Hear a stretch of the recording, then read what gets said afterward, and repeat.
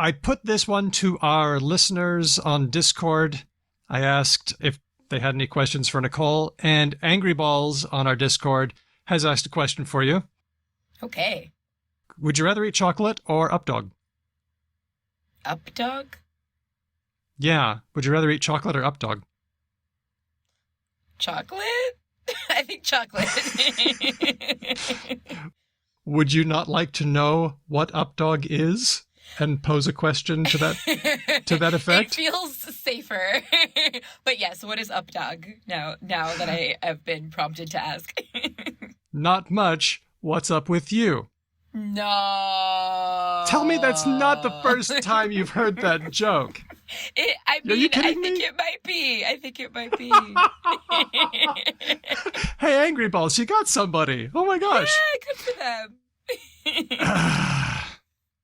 I'm sorry.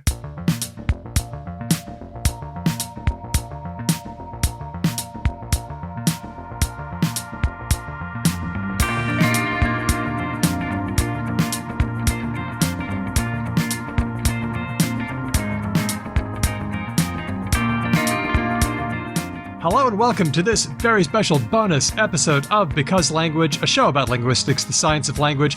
My name's Daniel Midgley, and with me now, a great public linguist, a fun guest, and our honorary co-host, Dr. Nicole Holliday of Pomona College. Nicole, thanks for coming on the show. Thanks, Daniel. It's been too long. I feel like I have to talk to y'all at least, every 2 years just to keep my honorary co-host status. Don't worry. It's not in jeopardy at all. But yeah, it has been a while. We talked to you about, in the episode, Madame VP, about your work in the sociolinguistics of Kamala Harris's recordings and voice and performance. What have you been doing lately? Yeah, thanks for reminding me that that's what we discussed last time. I didn't go back and listen because it's hard to listen to yourself. That paper is actually now online. It's out in the advanced section of American Speech in case anybody wants to read my thoughts about Kamala Harris in a more scholarly forum, or formal forum, I would say, but we're scholarly here. So I've been very interested in this thing that I've started to call social feedback speech technology. So during the pandemic, when we couldn't talk to humans, I was like, I guess we got to talk to computers. So a lot of people started, doing a little bit of research in the tech space, which was not something that I thought I would ever do. But it turns out that there are a lot of speech techs now that are trying to tell you something about how you sound to others. So in fact, we're on Zoom, and when we first hopped on this Zoom, I got a pop-up that was like, improve your meeting with the power of AI. And I know that Zoom has just introduced this thing called the Zoom Revenue Accelerator. That sounds terrible, right? What? Can't we just talk? No, we must accelerate our revenue. So it's marketed to businesses, and they say things like, you should see if you're talking too much or if your client is asking questions versus statements. And this is going to help you better understand, how it's working. And it does some sort of gross feedback about, whether you sound agreeable and that kind of stuff. I haven't gotten to try it out yet because it's literally hot off the press. But I'm interested in that kind of thing. And I have a presentation at the Linguistic Society of America in January, actually, with Paul Reed from the University of Alabama. We are competing in the 5-Minute Linguist for our research in this space on a device called the Amazon Halo. Okay. Have you heard of it? No. Yeah, they just continued it because no one bought it. Okay. But not everything works. No, not everything works. I guess this is good for our purposes because we're arguing that it's a little nefarious. But it's basically a Fitbit type fitness tracker device thing that has this special feature called tone of voice. It's a tone feature. And it gives you a score for energy and a score for positivity. And in the research, we found that, shocking, it's racist and sexist. Who could have imagined? In AI? But I thought the algorithm was neutral. I've been tricked. Yeah, so it's systematically biased against the women and the Black folks in our study. We have them all reading the same passage. So it's, not something about the content at all. But it doesn't like them. So this makes me anxious. Yeah. Yeah, I've often thought, this is why I'm not making any money, because I'm not loading up my language performance with positivity and energy. I must sound like some kind of pushover. And then I just think, is this the new prescriptivism? Is this going to load people up with horrible, stupid advice? Yes, it is. And the horrible, stupid advice is particularly evil because it preys on people's pre-existing linguistic insecurities. So the fact that it's got this gender bias is very obvious, right? Women are often policed for their language. So who's going to be concerned that they don't sound sufficiently positive, right? People that are already policed. Same thing with people of color. And it's ignoring a lot of things about the way that variation works. So for one thing, it's only listening to you. So it can't tell you how positive you sound to any given interlocutor, audience, whatever. It only knows what you're doing. And it doesn't have any idea of the other contextual factors that could influence someone else's perception of you sounding energetic or positive. Finally, it also doesn't make sense to always sound positive. If you're delivering bad news, you don't want to be like, your dog is not in great health. Like, that's bad, right? Toxic positivity. Yeah. So I hate this. I don't think that the technology is at a place where we can do this effectively. And I do think it's a recipe for sort of widespread prescriptivism, especially because people are really sort of impressed by the power of AI and see it as neutral. Yeah. But it's not, right? It's based on its own training data, and its training data is not neutral because we're not neutral, as you all discussed in your the episode that had Dr. Emily Bender, which was awesome. So thank you. Yeah, I've been doing that.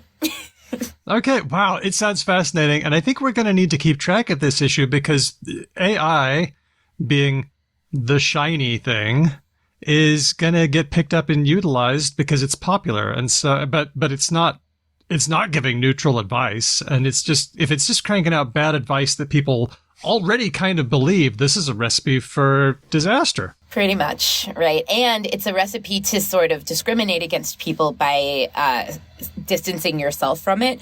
So you can imagine a situation in which some kind of commission-based, like your realtor or something like that, gets fired because, the AI says that you're not effective enough. Right? Yep. It speaks to deprofessionalization.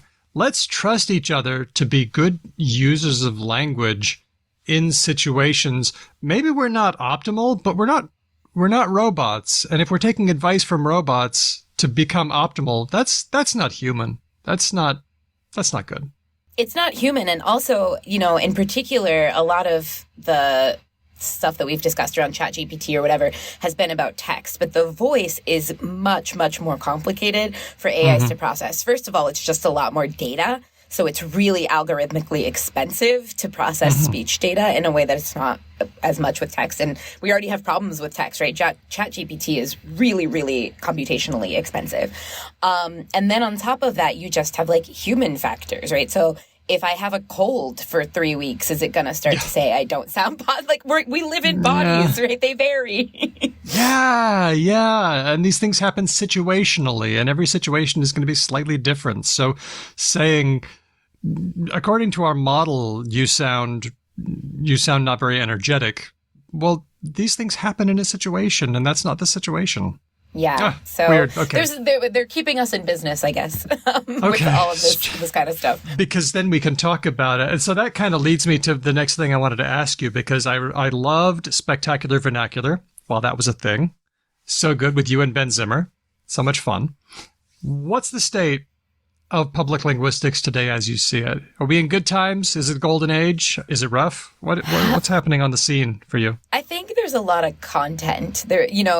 There was a joke for a while there that everybody and their brother had a podcast. And there are a lot of podcasts where it's just people hanging out with their friends and they got 10 listeners, and that's fine, right? It's a hobby great, like anything else. Great, do it, fine.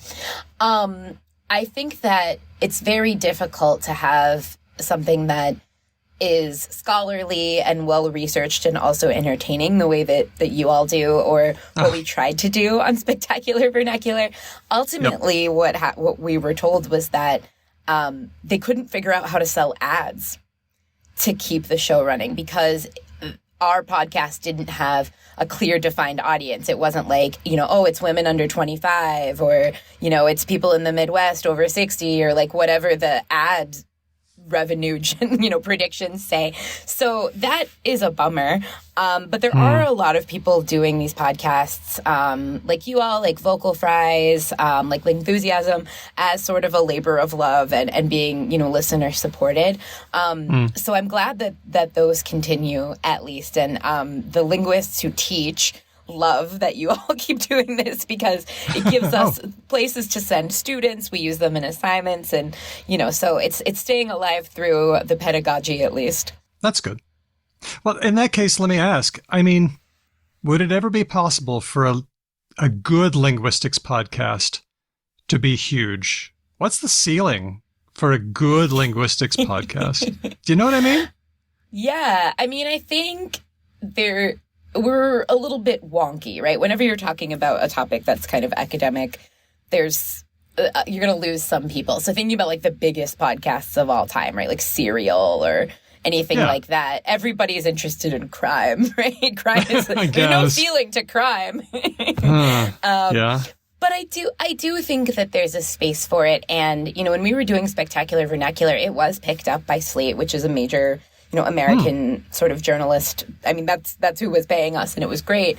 I think that there was a little bit of an issue of the timing and also the marketing. And so I would love if a podcast like that, maybe not with us, but podcasts like that got picked up by, a major podcast distributor. And Ben and I have talked about, can we do a revival? Can we pitch it? Yeah. But it's actually a little bit of a lean moment for journalism in the United States. So which has been true forever. So I don't know if we'll be able to bring it back. But I think that, we might get there someday. I just feel like in order for a linguistics podcast to be huge, it would have to become trash, or it would have to not do bad things, but it would have to be entertaining. And science isn't always entertaining.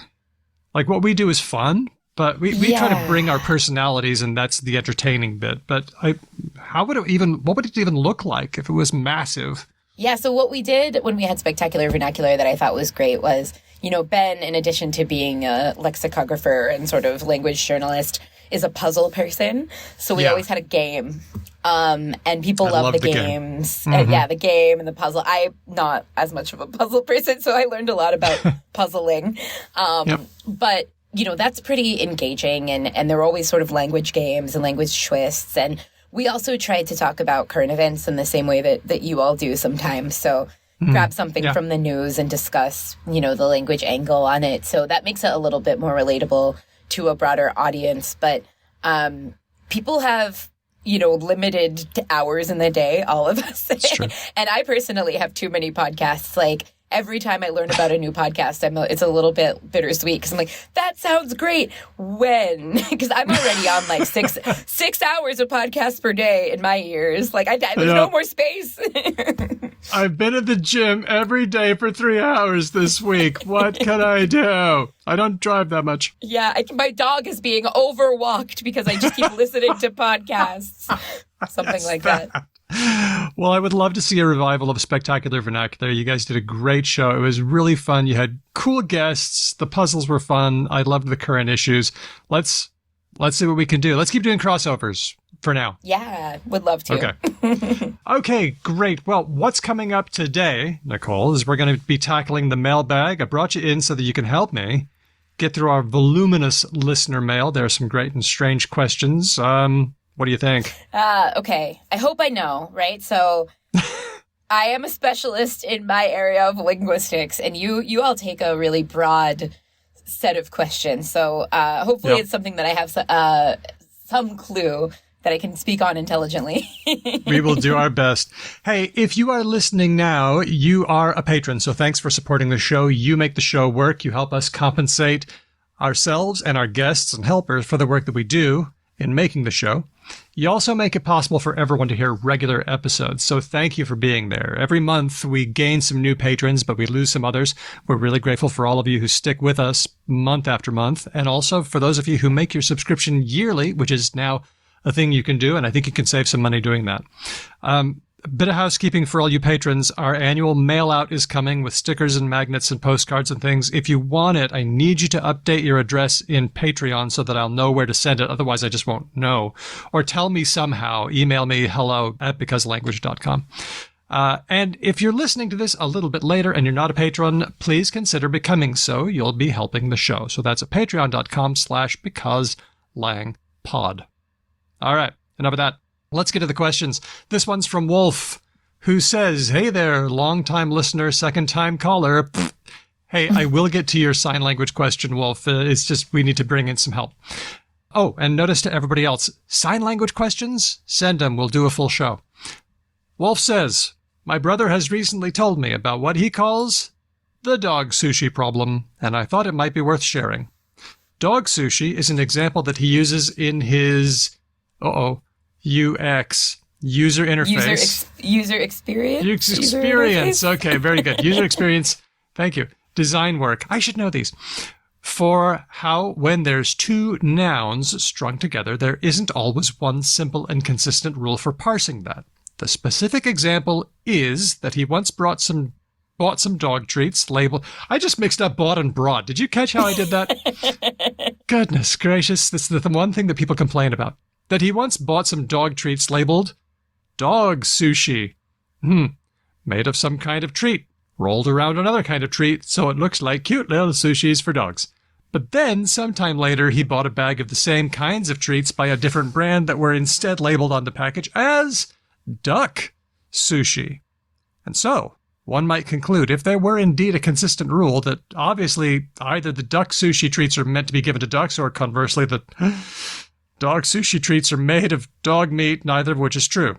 Do linguists have a name for this phenomenon? How does this work in other languages that aren't English? Are there any other interesting things that linguists can tell us about this? Thanks for all the podcasting. Wolf. Thanks, Wolf.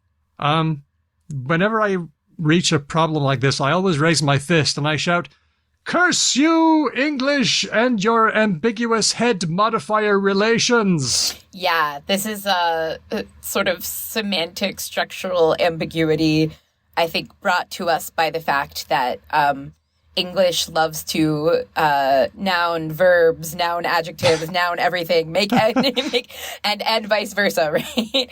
Yeah, exactly. What's happening, I think, is dog modifying sushi, or is dog sort of underneath sushi to say that the sushi is composed of dogs. Thus the duck sushi problem.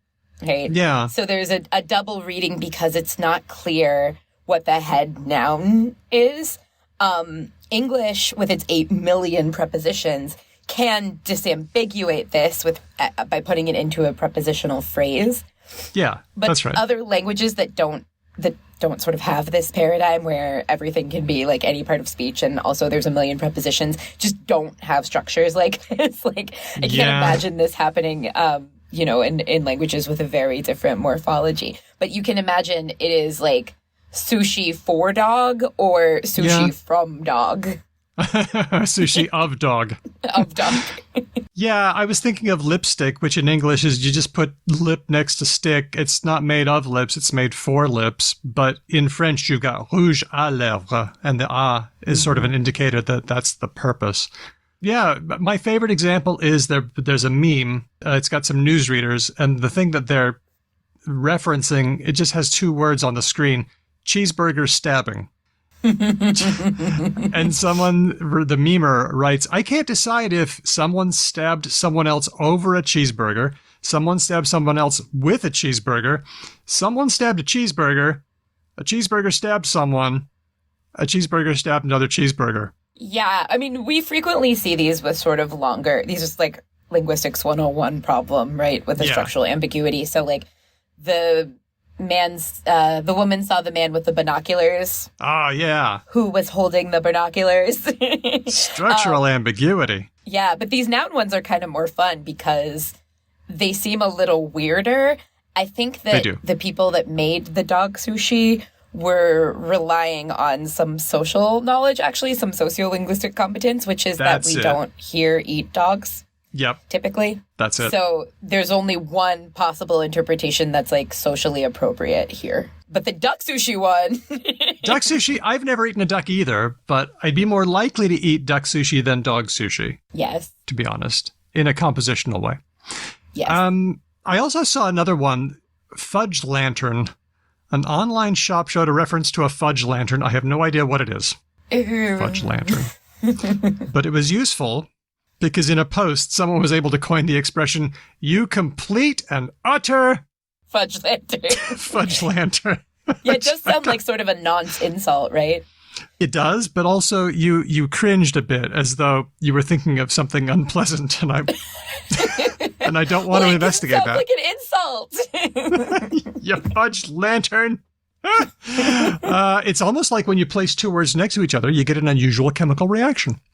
Well, yeah. I wanted to know if somebody had made a contribution to the research, so I found an article on ResearchGate, which is surprisingly not some kind of scandal about research. See what I mean? Those nouns again. Curse you, English! So this one is an article by Beth Levin, legendary, right? And Dan Jarafsky, again, legendary. And Dr. Lelia Glass, probably a legend, but someone I'm not as aware of. The paper it's on our website, the show notes for this episode. Systematicity in the Semantics of Noun Compounds, the Role of Artifacts versus Natural Kinds. All right. Provocative. Yes, I'm intrigued. So they list a number of possible relations. There's color, like green bean. There's location, like kitchen scissors. There's made of, like our duck sushi. There's purpose, which I guess is kind of like our dog sushi. I think that's the relation that's happening here. It's in, it's the other one. Used by, like cowboy cookies or navy beans. So our dog sushi would definitely be in the used by. And they say, we argue that the type of head modifier relation in an English endocentric, noun-headed compound, like we've been talking about, depends on how its referent is categorized, specifically on whether the referent is conceptualized as an artifact made by humans for a purpose, or as a natural kind existing independently of humans. In other words, if it's a thing we make, then that's one thing. And if it's a thing that we don't make, that sort of just exists out in the wild, then it's going to act a little bit differently. So we make sushi, but we don't make dogs or ducks. I know it doesn't really help us because ducks and dogs are not artifacts, but I think if I had to put dogs and ducks on a sliding scale, dogs would be a little more, I don't know, human adjacent, a little more artifacty. I don't know. But anyway, let me get to their study because they did a test, and I want to give you this test, Nicole. Okay, hopefully I don't embarrass linguists. No. You know as well as I do that your instincts are sufficient. Now, I'm going to get you to do a 2-word compound for this thing. The question is, you subscribe to a service that sends you new food types every month. This month, you receive a new type of chickpea. It comes from Istanbul. It's green in color. You use it to make hummus. That's the attributes. Comes from Istanbul, green in color, use it to make hummus. I want you to generate a 2-word expression to describe this new kind of chickpea. There's so many. Turkish chickpea. Turkish chickpea. It could be a Turkish chickpea. Yes, it could. Yeah. And that could actually imply the other information if you had some knowledge of the world. The hummus. So, yeah, like the hummus. Imagine, this is not true, but imagine we live in a world where all of the chickpeas that come from Turkey are green and their primary use is hummus. Then when you say it's a Turkish chickpea, I know, it's the green one that you use in hummus. Yeah, okay. Sounds good. Yeah. Okay. So you decided to go for place of origin. Yes.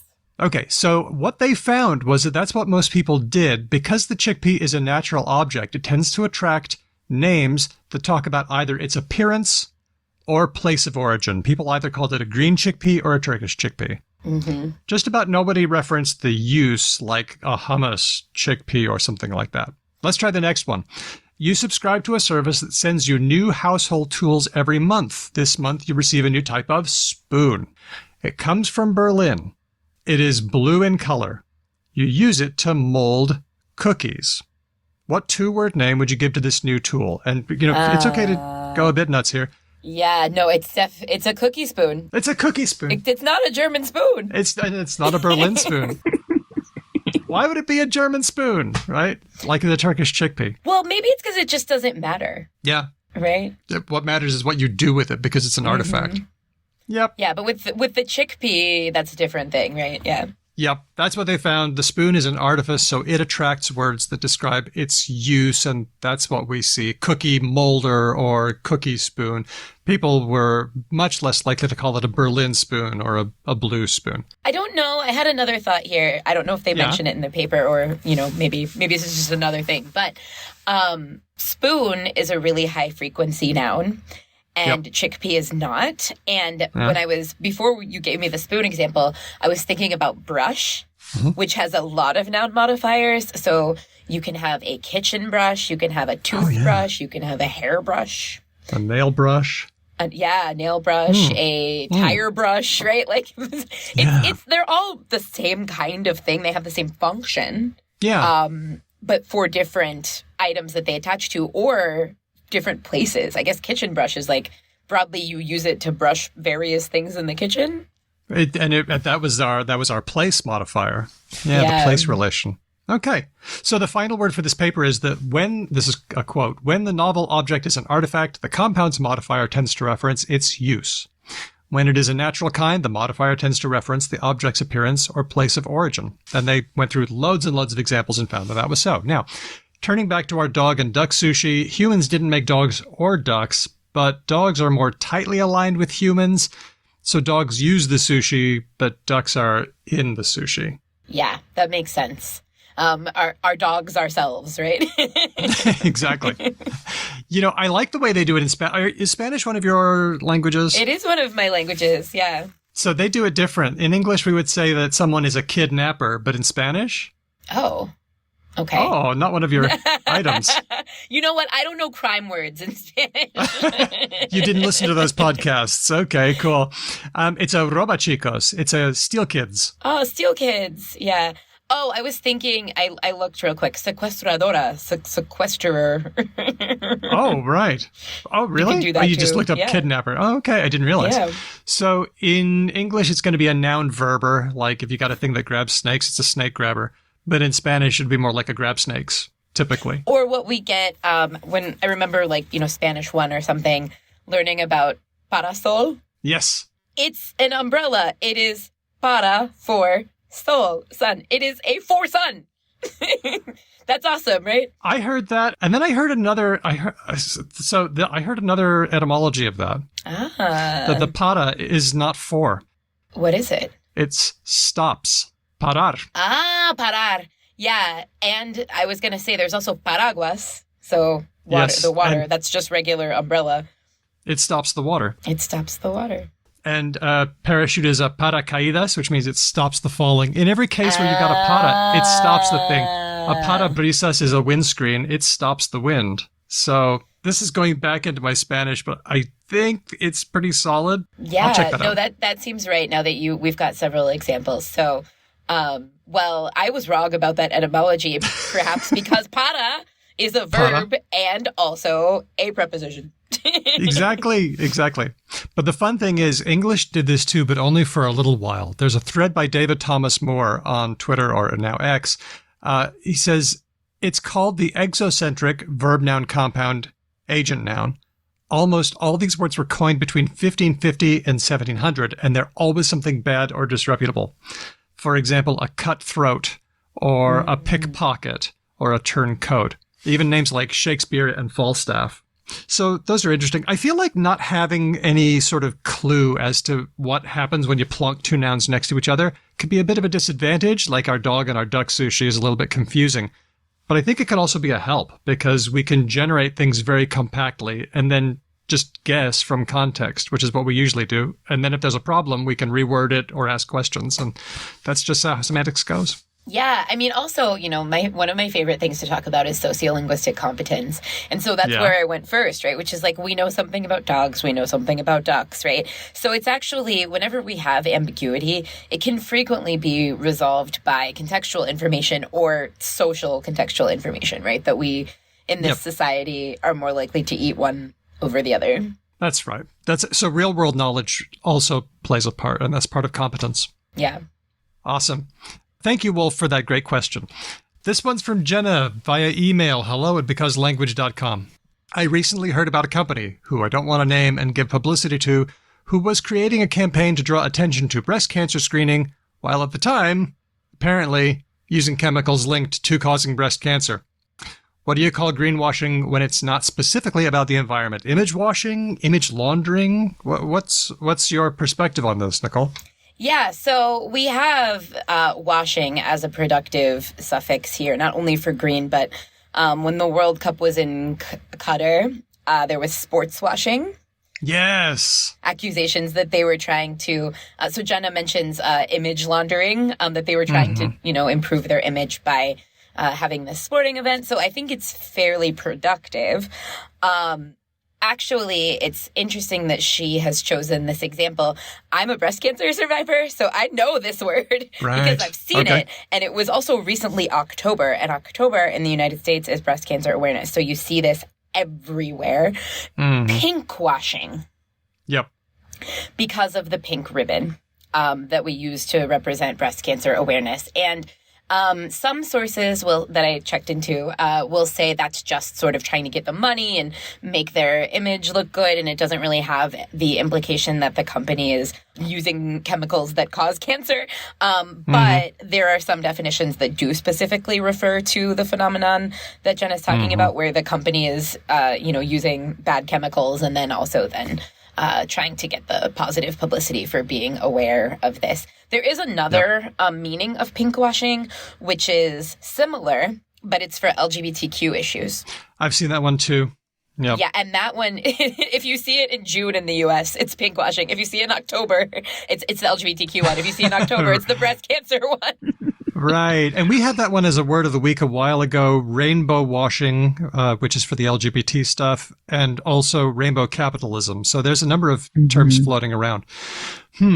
I like washing. Productive washing is very interesting. And I think out of all those for this, I like image washing the best, just as a general sort of term for any kind of laundering of image.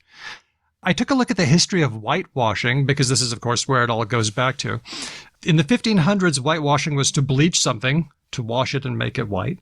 But it didn't take long for the paint meaning to come in, to cover or coat a wall or building with whitewash, 1591. For the 1700s, you started to see to cover the face with makeup to make you look lighter, but also we see to conceal the faults or errors of. So it took about 100 years, but it made it.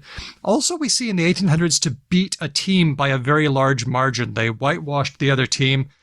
Nowadays, we see shellac, but in elections sometimes. So that's the history there. Yeah, I think I like image washing as a general thing, and then specifically you can go pink washing if that works. I like image laundering. I think pinkwashing is good. I actually like image laundering, I think, because of analogy to money laundering. Oh, yeah. That's a little bit more transparent. Yeah. Okay. Well, look, it sounds like we got a number of choices, and these terms are duking it out. So we'll see what happens. Yeah, this is a good question. It is a good question. And Nicole, thank you for sharing that experience. And I'm just wishing you all the best for continuing on. Thank you. Yeah.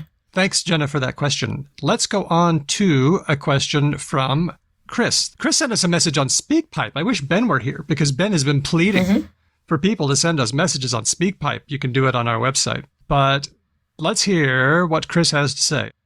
Hi, Because Language team. I'm Chris from Minnesota, and I have a small gig where I talk with Taiwanese people in English to kind of practice and build up their self-esteem. Because in my experience in Taiwan, like the people there, their English is usually pretty good, but they're just afraid to speak it.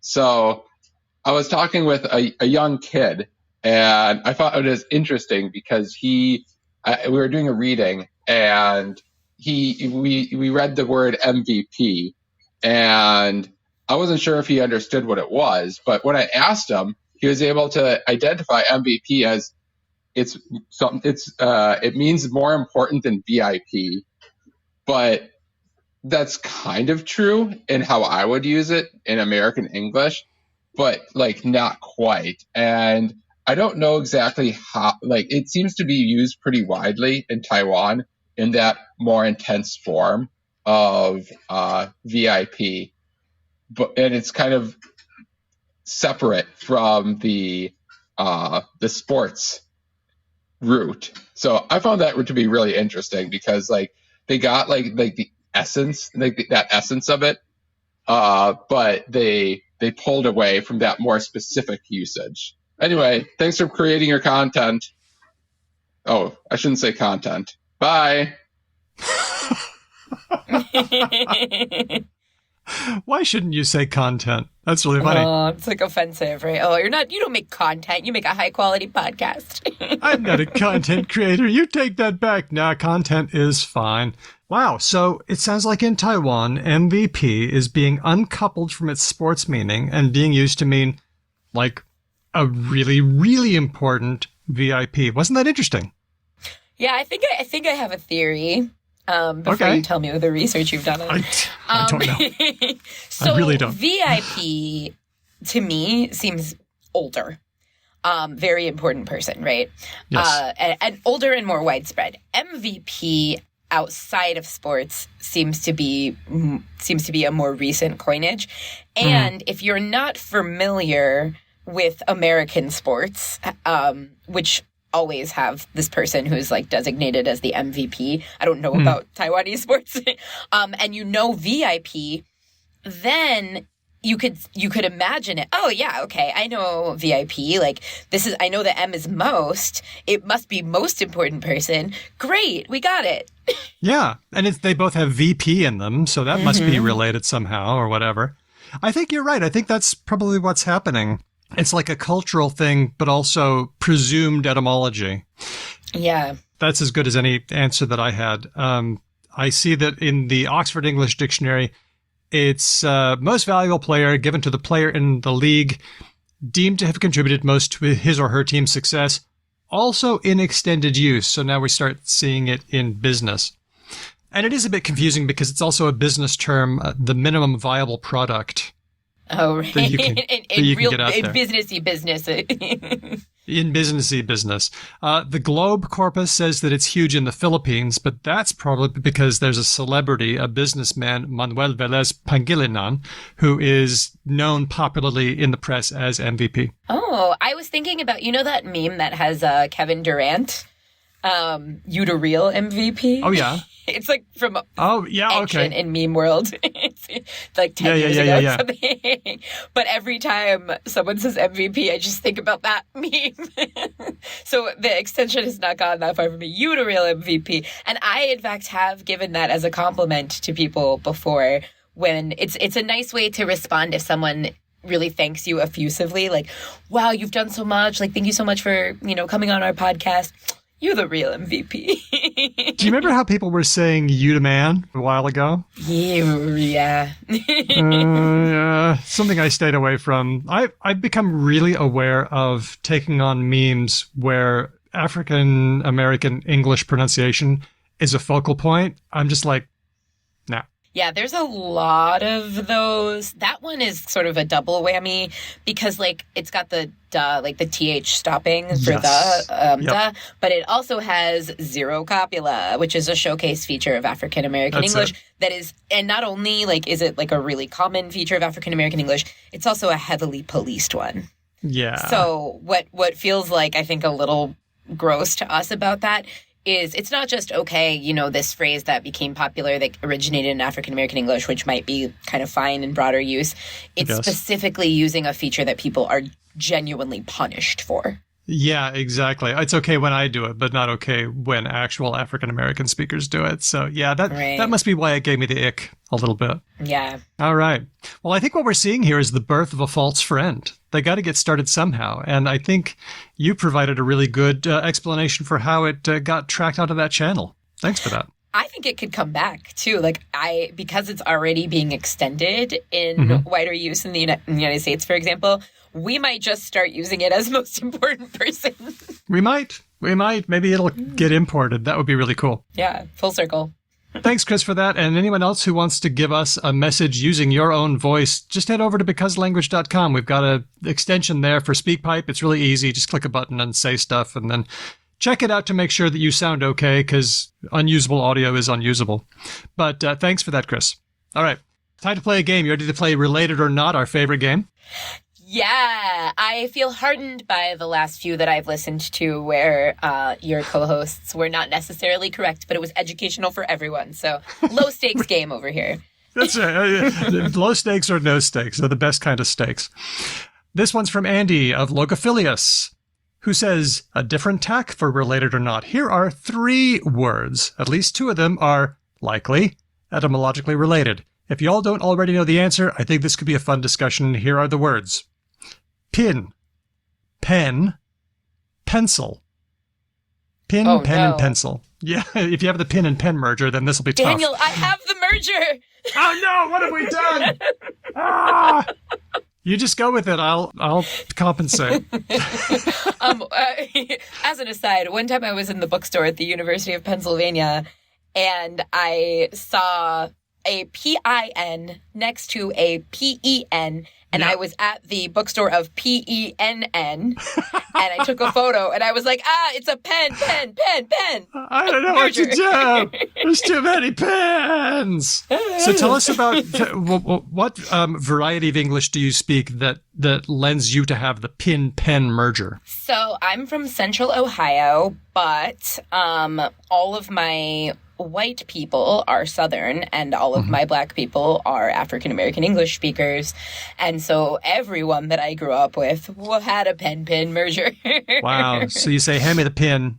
Hand me the. How would you say it? Hand me the pen. Hand me the pen. And it could be a pin or a pen. Okay, cool. Yeah. All right. Well, do you have any guesses? I think I have an answer that I wrote down before I looked it up, so we can both play. I'm using my knowledge about the world, because I think if PEN and pencil are related, it's not very fun. So I want to be right. I want to be contrarian and say that pencil and PIN are related, but I don't know how. Pencil and pin, okay, are related. Yeah. Why not? So you think that pen would be the odd one out? Yes, I think that PEN is the odd one out. That's exactly what I thought too. And I think I remembered from dimly in the past that pen and pencil are unrelated. So I thought that maybe pin and pencil might be related and that pen was the odd one out. All right. Okay, we both guessed the same thing. Let's see if we're right. We were both right that pen and pencil are not related to each other. Yay! Yay! Pen is from Latin penna, a feather or a plume. By the way, I'm pulling this from, I pulled this from lots of sources, but this time I just looked at Etym Online, the online etymology dictionary. It's super good. Pencil comes from a different place, Latin penicillus, which is where we get penicillin from. Penicillin, yeah. A painter's brush or a hair pencil, literally a little tail, which I think is why penis is also related to all of these. And maybe peninsula? Oh, you bring in the insula. Because, yes, Latin. Wait a minute. Latin insula, but what's the pen there? The tail? The tail, yeah, because it's sticking out into the water. Okay, let's check it out. Pen.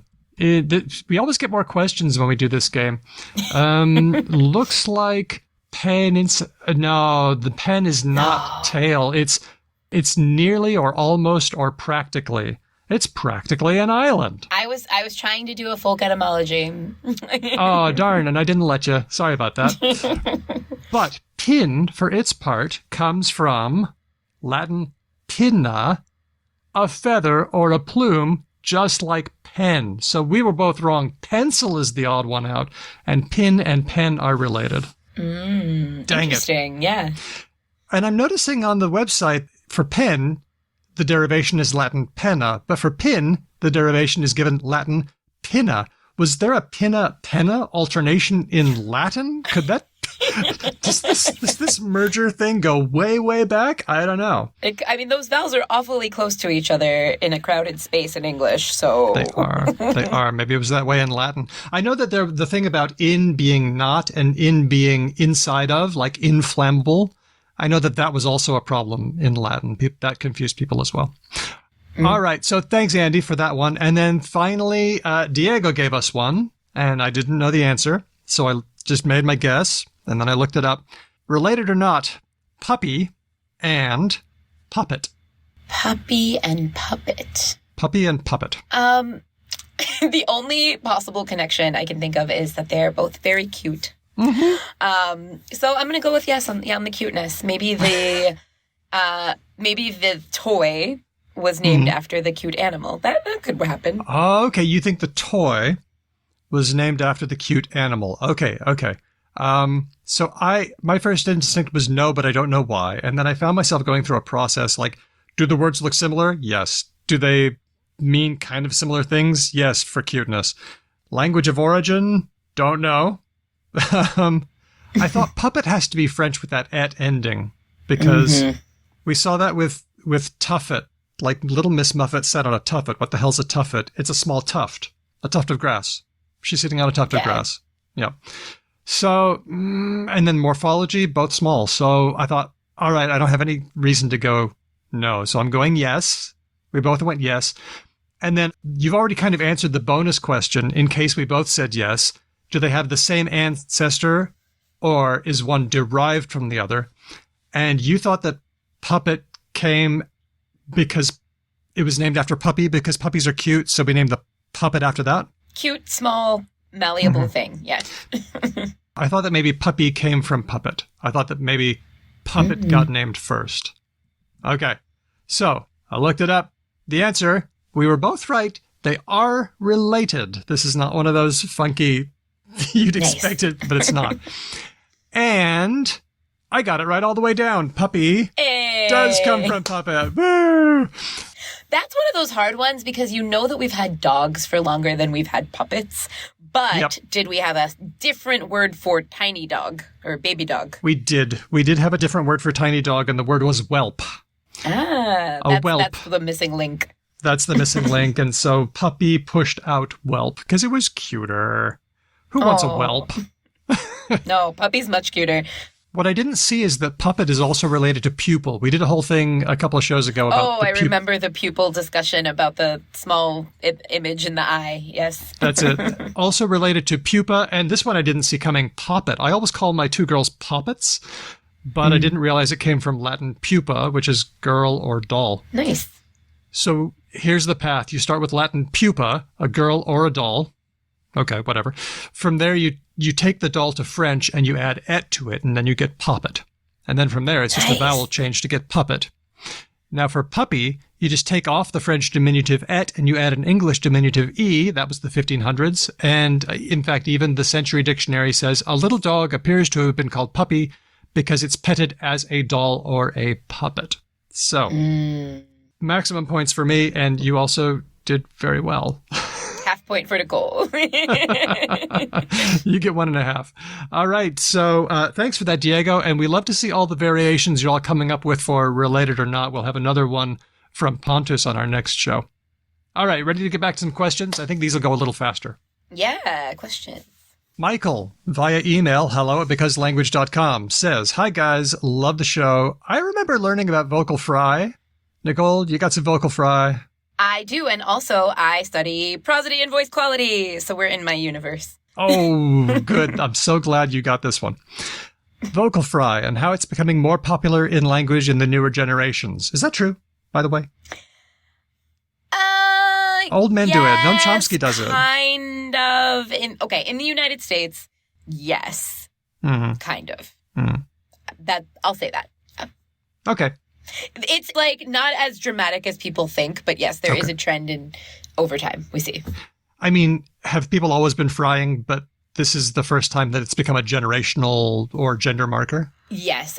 People have always been frying because we can't help but fry. We don't usually call it vocal fry. We call it creaky voice in the literature more often. Okay. So what happens, one way that you get to creaky voice is you have dropped out of the bottom of your fundamental frequency range, your F0, or what we hear is pitch range, and now you are getting an aperiodic closure of the vocal folds, like I just did there. So whenever you are running out of air, you're going to be at the bottom, and you're going to get an aperiodic closure, which is why in languages that have creaky voice as something that's not like phonemic, because some have it as like something that differentiates vowels. Yeah. You tend to see it in like a phrase final position, because when people run out of air, that's where they go. Why wouldn't you? Yeah. Okay. Makes sense. Yeah. I'm reading also that the arytenoid cartilages in the larynx are drawn together. They get compressed rather tightly, becoming relatively slack and compact, and then you get this pulsing. Okay. Yes. Now, let's go on to Michael's question. I do this a lot as I'm a millennial and I have a deep voice. But I noticed that when I started vaping, my vocal fry disappeared, and I don't mean due to a social, cultural change. I lost the ability to make the sound or over-exaggerate it. I never really smoked cigarettes, and I'm not about to start, just to test a theory, but is it likely that the appearance of vocal fry is due to less people smoking, and by extension will disappear again if everybody starts vaping at the same levels we smoked in the 30s and 40s?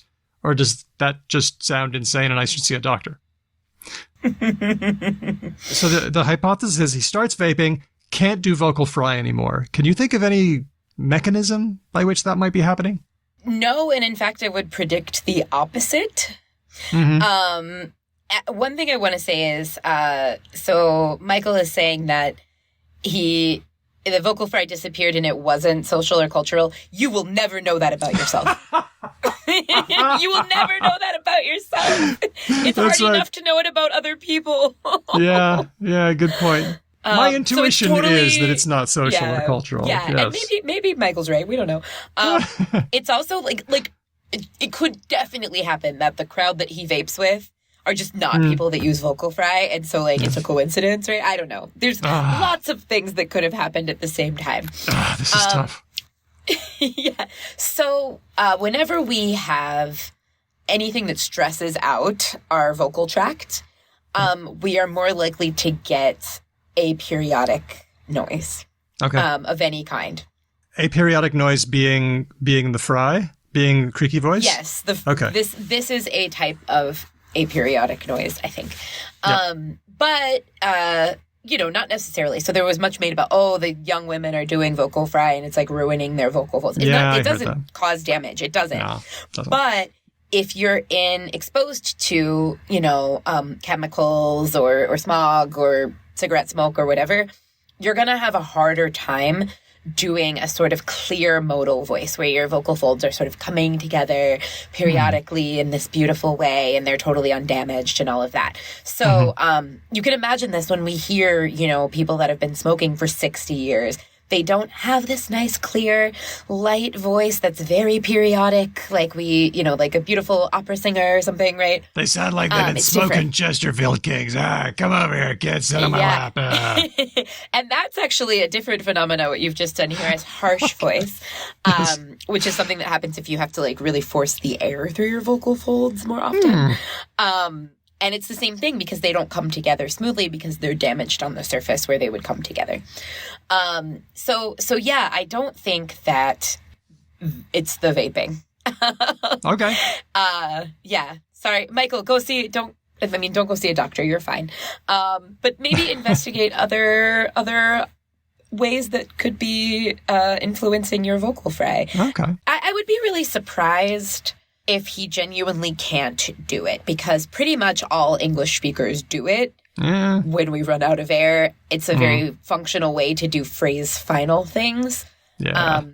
For anybody that's, before it became like a social panic about millennials, there was vocal fry in the past too in those places. So maybe he is noticing that he's not doing it in the same places he was before, but he probably can do it somewhere in his phrasing.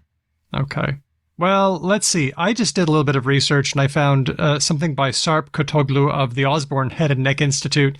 One of the first web pages that came up when I looked for vaping effects on the voice. And it says vaping produces a highly irritating vapor that is inhaled past the vocal cords, causing inflammation of the lining of the vocal cords. A lot of people say hoarseness, but this is the opposite of hoarseness, so okay. But then Dr. Kutoglu says, if the delicate lining of the vocal cords are exposed to hot vaporized chemicals, the tissues are likely to undergo change and lose their ability to behave normally. This may produce hoarseness, listen to this, loss of vocal range, voice fatigue, or vocal injury. And I just thought, well, vocal fry is, like, creaky voice is the lowest register of your voice. So if you're vaping and it's doing something like affecting your vocal flexibility, then maybe that would be an explanation for why you're not able to drop into that range anymore. I don't know.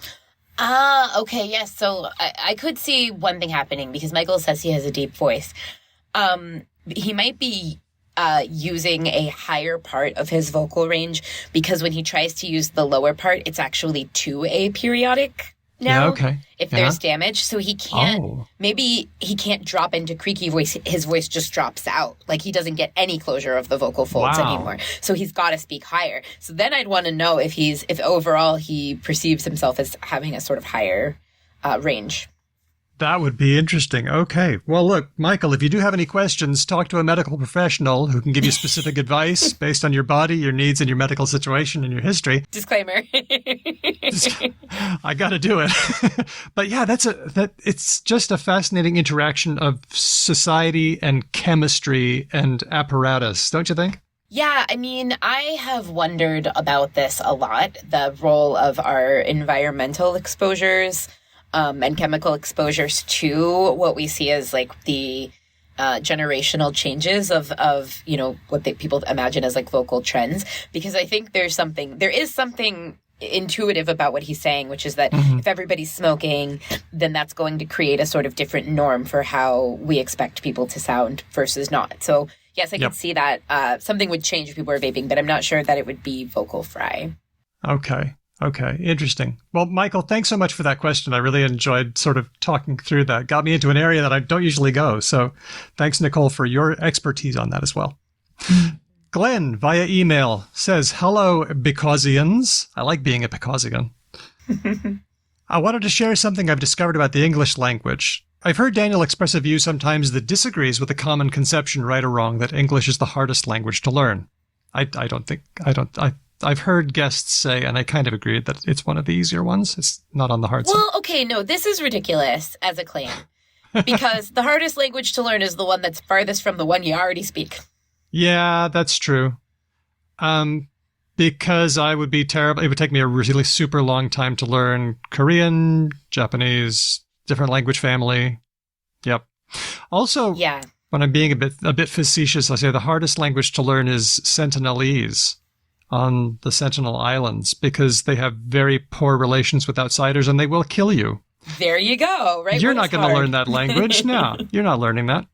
Anyway, Glenn continues, I am a person who has learned where correctly to place apostrophes. Correctly, Glenn, you're hurting my sociolinguist soul. Sorry, continue. I just like how he refused to split the infinitive there. Did you catch that? Correctly to place, yes. Yes. And one who believes that the wrong placement of them makes things more confusing. I know how to make the pronouns plurality or singularity agree with concepts such as each and all. I'm also one of those who gets annoyed when someone uses the word impact as a verb. Part of this is because of my age. We were taught differently. I try to be welcoming to prescriptivists who are... Yeah, but Glenn doesn't like language change. Maybe That's what Glenn's saying. not. I sometimes say annoyance is a choice. Yeah, and there you go. Okay. I therefore happily identify with those who bleat at Sammy J. It's not pronounced pronunciation, and you don't mean literally, you mean figuratively. But, says Glenn, I have been forced to recognize something fairly insidious about the English language as used by those of us pedants. Okay, self-identifying. All right. Glenn knows who he is. Let your freak flag fly, brother. Be who you are. We love you anyway. Just don't hate on people. Okay, don't be a jerk. But it doesn't sound like he's being a jerk, so cool. English exceptions to all the rules, which over the centuries have resisted modification, are what makes it hard. But I now believe it is intentional. I don't mean color and color. That's an example of a modification that's become cultural. I mean, as an example, trough, rough, through, bow, bought, slough, enough, and on. I mean, Leicestershire pronounced Leicestershire, Wodehouse pronounced Woodhouse, Dalziel pronounced DL, apostrophe pronounced apostrophe. Over many centuries, these have become examples of dog whistling. Not knowing these exceptions is, and for many hundreds of years now have been, a means of distinguishing between those of us who know and those who don't. Those who know are us, those who don't are them, which usually means the illiterate. Please give me your thoughts in an entertaining manner. Nice closer. Glenn has discovered shibboleths. Shibboleths. I love shibboleths. Do you have the story? Why do we call them shibboleths? It's not going to be as well researched as yours, so fill in the blanks here. I believe this is the Bible, the Old Testament. Yes, indeed, Book of Judges. So the book. Okay, great, the Book of Judges, where there was a community of people who had a sh instead of a sa, and they were able to tell who was an interloper because the interlopers spoke a language that did not have a sh, only a sa. So if people said Sibboleth, they would kill them. That's right. The Gileadites had the sh, and they controlled there was a massive battle between the Gileadites and the Ephraimites, and the Gileadites they won, and they controlled the bridge, or the crossing across the River Jordan. So they made everybody say Shibboleth, and the Ephraimites couldn't say it, so they would kill them. And according to legend, they killed 42,000 of them that day as they were trying to escape. You know what the difference is between sa and sha acoustically is like where the noise is concentrated in the signal. So like 42,000 people died because their frequency wasn't high enough for these people. Oof. These frequencies matter. A little bit of tongue retraction. By the way, I am thrilled. I use African-American Siri on my phone, and I'm thrilled that she's got S retraction. She says street. Oh, voice 2. Yep, that's the one. Yeah, love her. Yeah, a lot of people are doing S retraction now, I think, in the US. Yep. It's all over the place. It's in Australia as well. Australia, mate. Oh, yeah. So I think there are lots of examples where people have seized upon some tiny linguistic variable and turned it into a social shibboleth, like one of my ABC Australia radio mates. I have a gig where I talk every week about language. It's super good. But they always get calls from people who call them out on things, and one of them was us and us. He said, give us a listen or give us a call. It's us. You could imagine the complaining. So why do we have these exceptions?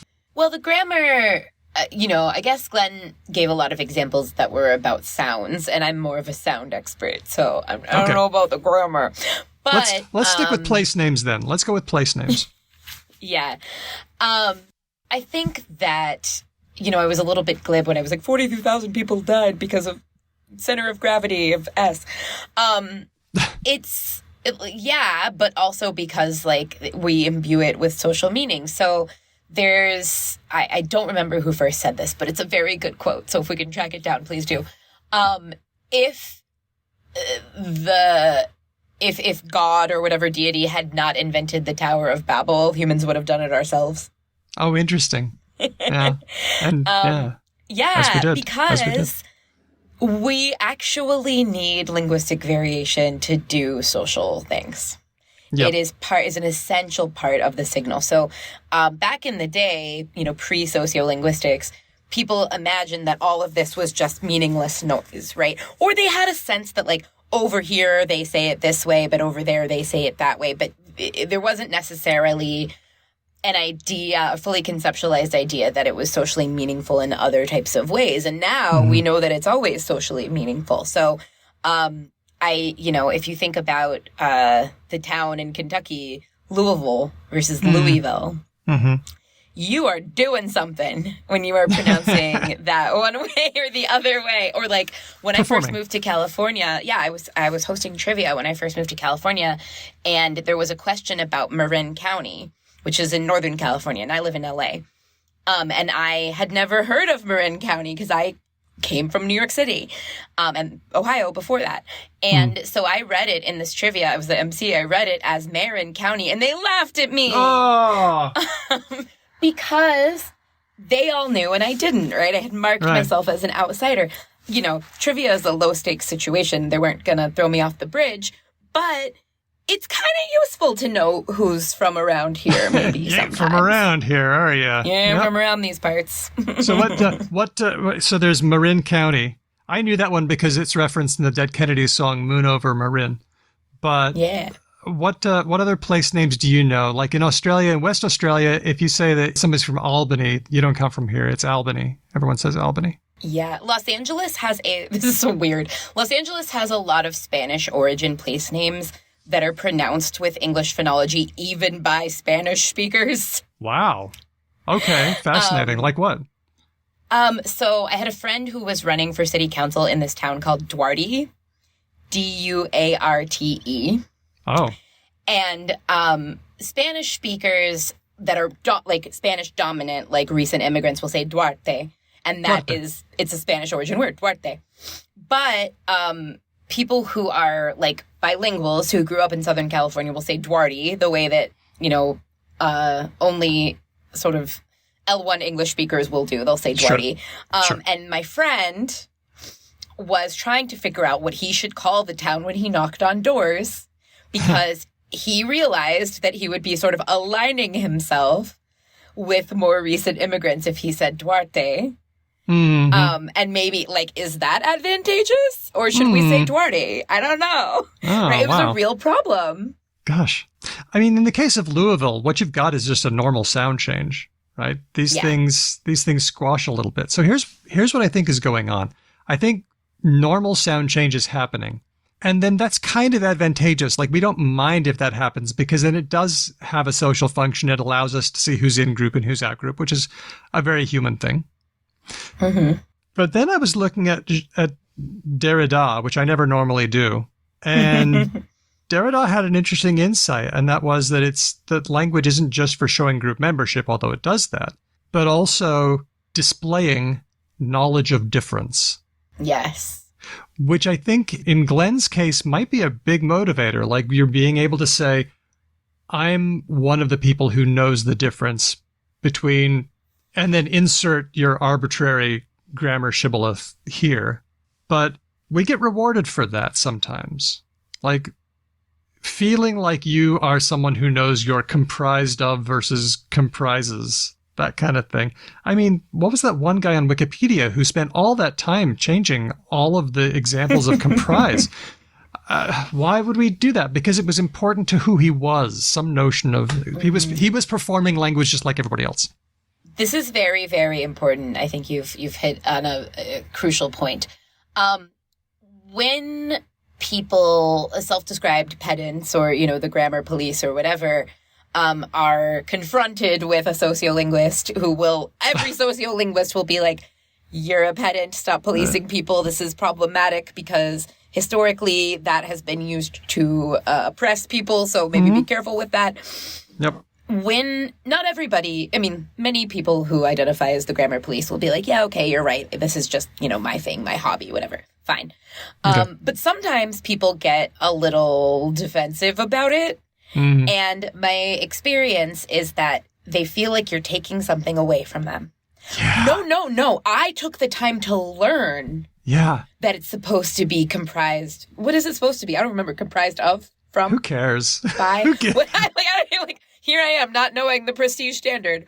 I purposely am ignoring the prestige standard because I don't want to care. Yeah. So, and I will, to the point, in my research, this happens with middle-class African-American speakers who were very policed by their family or teachers or community to not say things like ain't, for example. Yep. And so then they will say to their kids or kids in the community, don't say ain't. Well, they literally, in some cases, had the ain't beaten out of them. Yeah, literally. By another generation. And the argument will be, well, I learned to do it the quote unquote right way, so you should have to too. Because what that generation that was trying to beat the ain't out of them was doing was to give them that social power that they would get by using the standard. And they get worried that if the kids don't do that, we're still marginalized, right? It's still racism. That if the kids go back to using ain't, they will lose the social power that they've tried so hard to accrue. So I'm sympathetic to this in a certain way. Yeah. Except I don't know if Glenn belongs to any minoritized groups or whatever, Yes. but as a white dude, I still sympathize because I've said this before, I was a kid that did well in school. I was eager to please teachers. Like displaying my language knowledge made me special. And so then we come along, we try to take that away, and people are going to fight us back. So what do you think our response should be to pedants? Just we could say, "You're a good language noticer," pat you on the head. And then could we then say, noticing things about language and knowing stuff about language is super good. Let me just pivot you a little bit so that you can notice all these other really cool things. I think that's how we all become linguists, right? Many linguists I know were the grammar police when they were young people, right? Because they were noticing language, but they didn't have anywhere to put that. Like, I notice.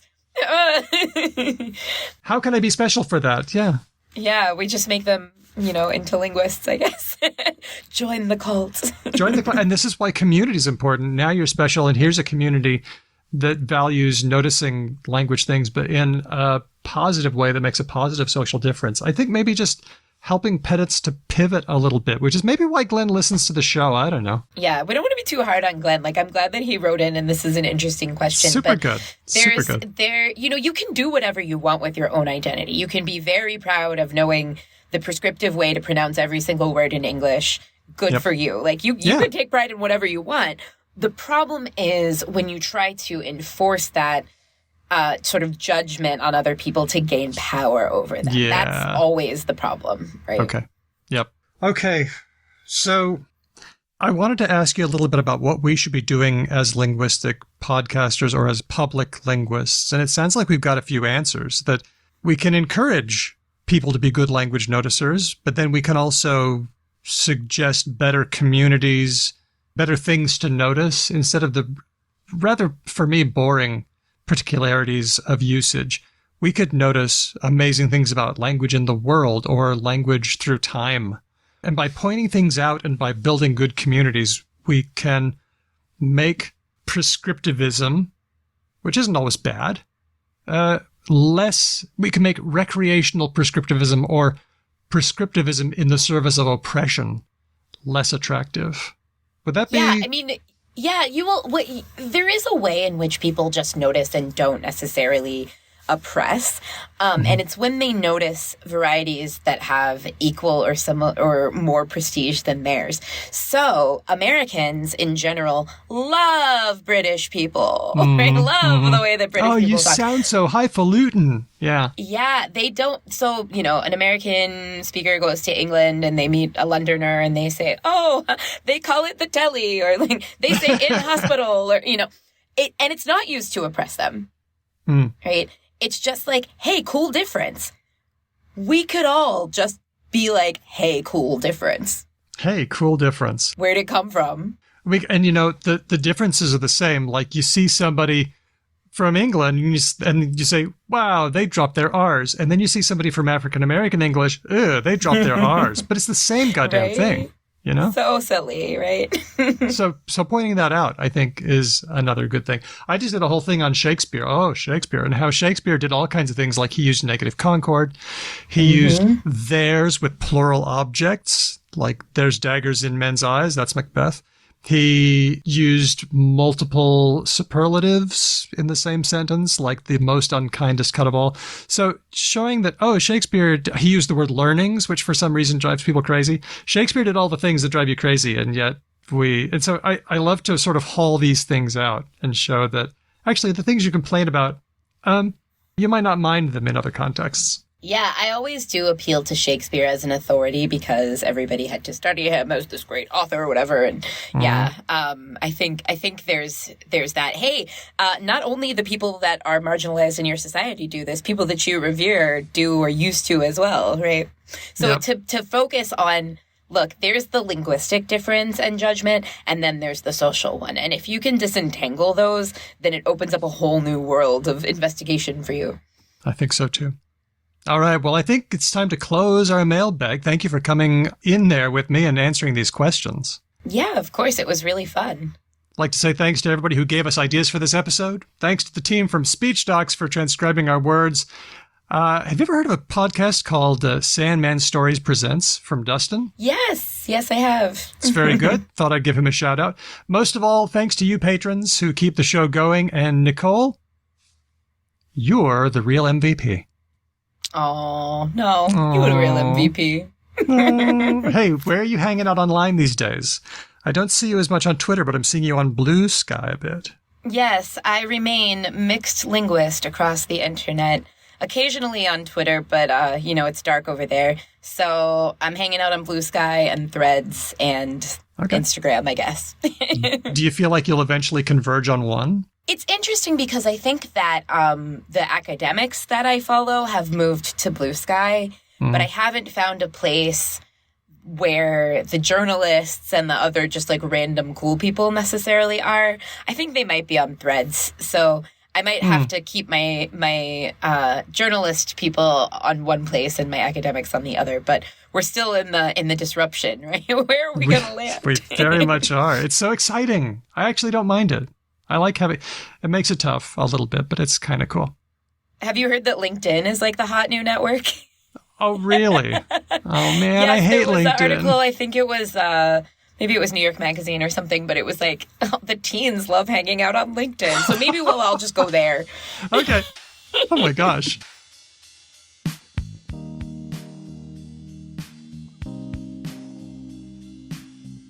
If you dig the show, you can support Because Language by giving us ideas and feedback. Where can you do that?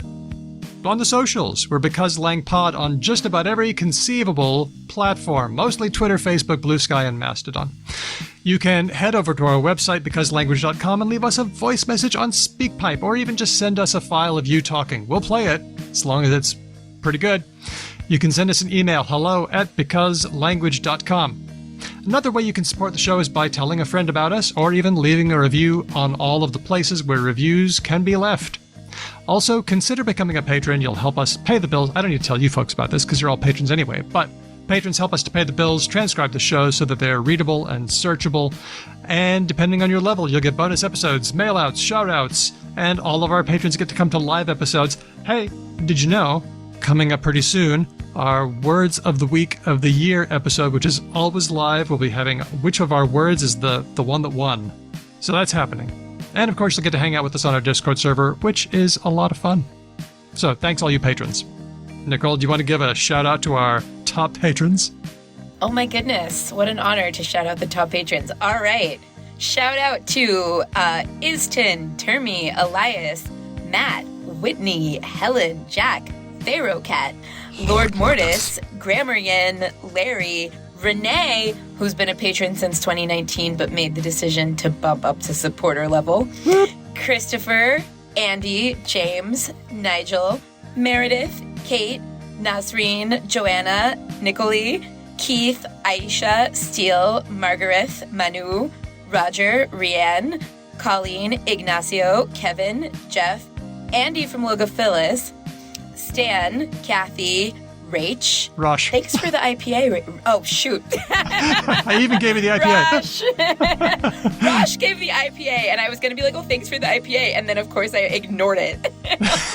So, Rosh, Cheyenne, Felicity, Amir, Canny Archer, Tim, Alyssa, Chris, Lori, Angry Balls, Tig, also the IPA that I didn't ignore this time, yeah. Luis, and new this time, Reina, plus a new Patreon at the listener level, Kim. Thanks to the patrons. Our theme music was written and performed by Drew Kruplianov, who also performs with Ryan Bino and Didion's Bible. Thanks for listening. We'll catch you next time. Because Language. That was a bit of vocal fry there at the end because I don't smoke. Or vape. Because Language. Because Language.